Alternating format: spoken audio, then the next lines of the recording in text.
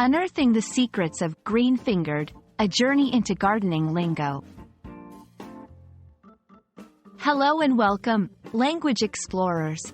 Today, we're diving into a fascinating phrase from the English language, green-fingered.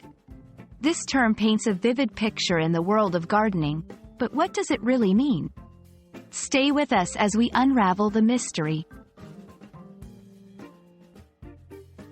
Green-fingered is a popular British expression, often used to describe someone with a natural talent for gardening. The phrase implies that a person has an almost magical touch when it comes to plants. But why green? And why fingered? We'll explore the origins and usage of this colorful idiom. The term dates back several decades, deeply rooted in gardening cultures. It's interesting to note how this phrase reflects a societal appreciation for gardening skills. We'll delve into the historical context and see how the term has evolved over time. How is green-fingered used in everyday conversation?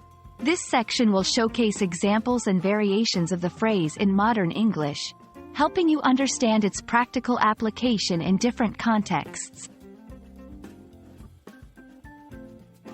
It's always fascinating to compare English idioms with those in other languages. Do other cultures have a similar phrase? We'll take a quick tour around the world to discover how different languages express the concept of being naturally skilled in gardening. Now that you know about green-fingered, how can you use it effectively in your English conversations?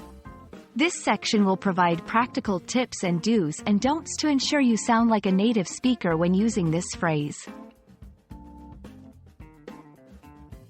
And there we have it, a journey through the lush gardens of the English language, exploring the meaning and charm of being green-fingered.